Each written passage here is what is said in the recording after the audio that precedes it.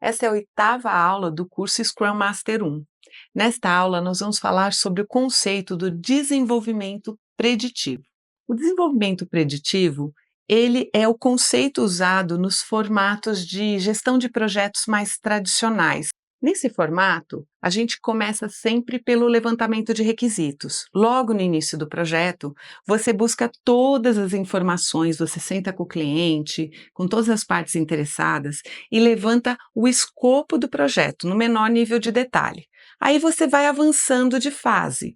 Você faz o desenho, percebe a cascatinha, que é a água, né? Por que foi dado esse nome? Porque a água não volta, tem a lei da gravidade. Então, a ideia é que ao terminar uma fase, você não volte mais nela. Então, você vai para a fase de desenho, depois para a fase de desenvolvimento, que reúne os profissionais mais ligados à parte técnica, à codificação. Depois você vai para uma fase de integração, que é onde você vai integrar com outras aplicações. Vai para a fase de testes, que normalmente também é uma outra equipe, que tem essa especialização em testes. E ao final de tudo é que você vai para a implantação, ou seja, o momento em que todo o escopo realmente vai para o ambiente de produção. É quando a sua entrega realmente acontece. Nesse conceito do cascata, você tem equipes especializadas. Por exemplo, você tem uma equipe especializada em levantamento de requisitos, requisitos funcionais e não funcionais. Então, você ainda nem está com o resto da equipe mobilizada para esse projeto e você está só com esse grupo de profissionais com essa especialização fazendo o levantamento de requisitos. Aí o que acontece quando termina a fase de requisitos, ele joga, né, na cascata a água que desce, ele joga toda aquela documentação para o pessoal que vai fazer o desenho técnico e depois avançar para a codificação. O que acontece com esse modelo? Você já tem um problema de ociosidade, disponibilidade.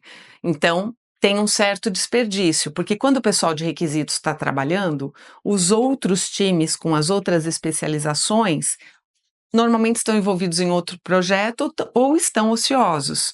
Então, fica meio difícil administrar a demanda nesse formato de projeto. E também, exatamente por esse formato que equipes especializadas vão trabalhando separadamente, o time a seguir, o time que vai entrar no projeto, ora ele está ocioso, esperando demanda, e ora ele está sobrecarregado, porque a demanda vem toda de uma vez. Então é muito difícil administrar a demanda e a utilização dos recursos num projeto tradicional. O que a gente costuma dizer é que o projeto no formato cascata, ele empurra a demanda, ele joga a demanda de um grupo especializado para outro. O Scrum já tem uma dinâmica completamente diferente. Ao invés de uma equipe empurrar para outra fase do projeto, para outra equipe, o Scrum, como toda a equipe, ela é uma só e ela é multidisciplinar, ele vai puxando a demanda conforme ele vai terminando. Então, cascata tem esse conceito de empurrar a demanda de fase e o Scrum não. Toda a equipe está junto, a partir do momento que eu fiz uma entrega, eu puxo mais trabalho. Então, eu só começo a fazer um novo pedaço do escopo no Scrum quando eu já entreguei em produção ou liberado para produção o escopo anterior.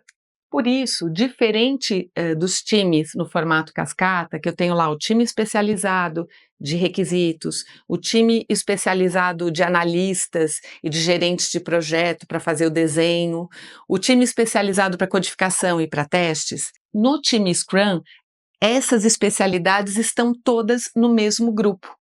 Tanto o pessoal de teste, quanto de requisito, quanto de codificação, trabalha junto desde o início do projeto.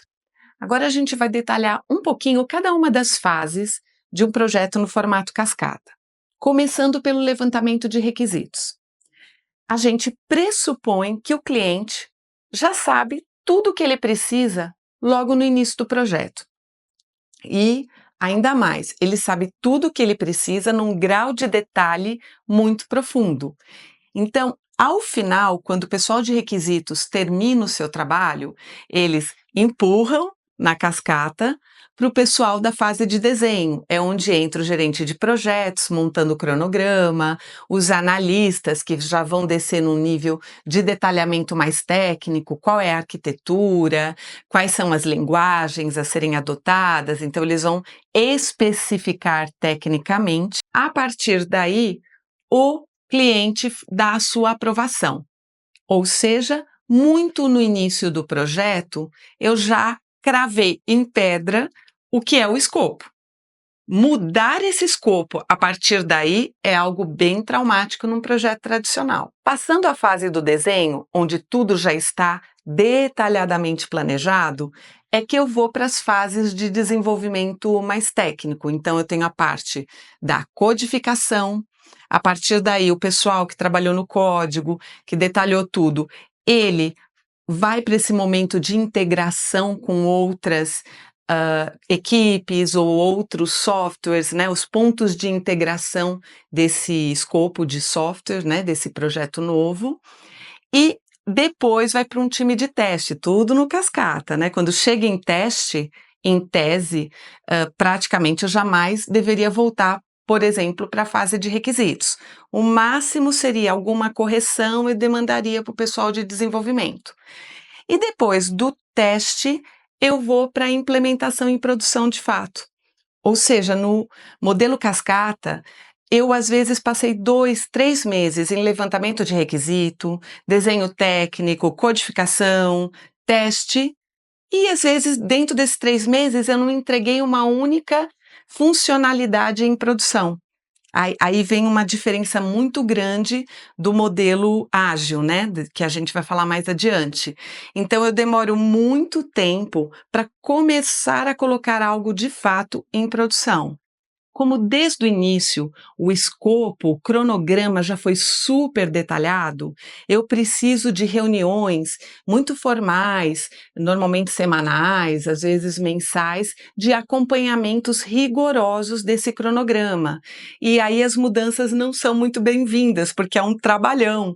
Qualquer alteração que eu tenha que voltar, por exemplo, para o requisito, eu tenho que replanejar todo aquele cronograma detalhado. Então, um processo de alteração de escopo, normalmente no formato cascata, é muito doloroso. Nos nossos próximos encontros, a gente vai falar dos pontos fortes e das fraquezas desse modelo preditivo.